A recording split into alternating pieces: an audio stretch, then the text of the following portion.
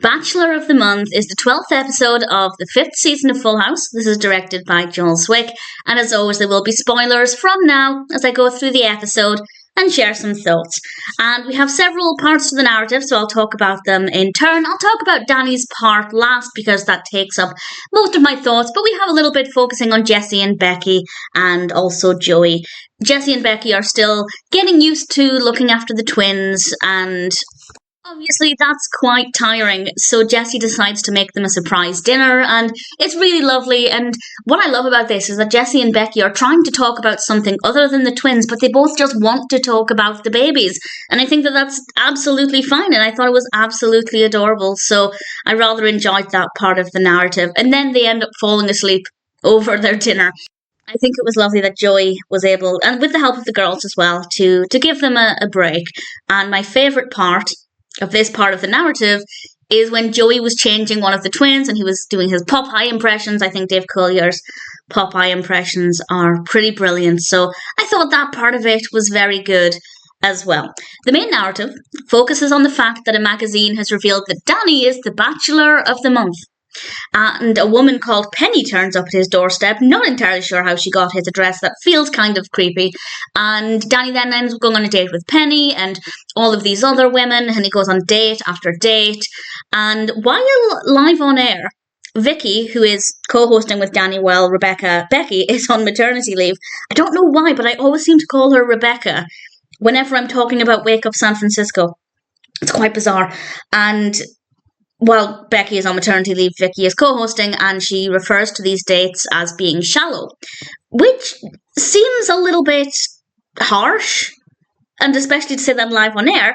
But while live on air, Danny gets her to agree to go on a date with him so that she can report back that they're not just shallow dates, and that actually he's a really good person to go on a date with. And unfortunately, Michelle is missing her father. She's missing Danny quite a lot because obviously he's out on all of these dates.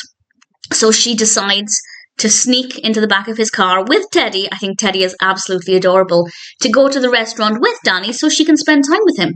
And while Danny and Vicky are at this restaurant, Michelle and Teddy are also there, and they dig into the cake table. The trolley with the cakes on is at the side, and they think it's free and start eating it. Danny sees they're there pretty quickly, and honestly, I don't agree with what Michelle did. I think Danny probably should have been a little bit more firm with her. He did say she shouldn't have done it, but when she asked if she was in big trouble, he kind of said, well, I'm at fault too. Yes, you are. Well, he isn't.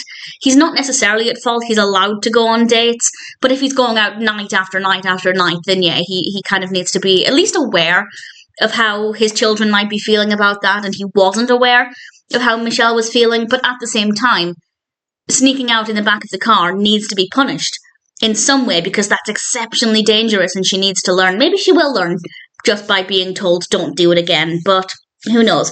Either way, they enjoy the meal together. Vicky and Danny sit with the children, and it was very clear the way Danny was talking with Michelle that Vicky was thinking positive things about him, maybe for the first time.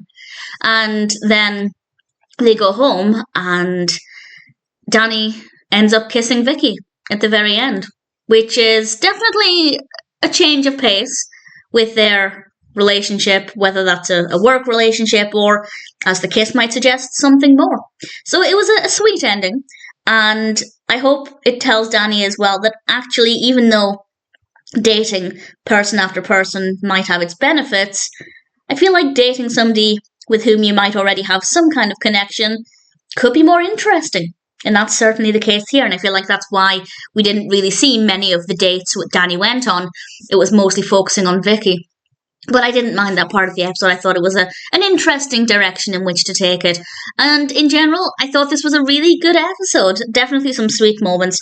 Personal highlights would have to be, well, I think Joey doing the Popeye impressions. Just the whole concept of Joey making this surprise dinner for them was very sweet. And also Michelle and Teddy diving for the cake trolley. That was very cute as well. It's a good episode. Bachelor of the Month is definitely well done, and ultimately a really enjoyable episode of Full House.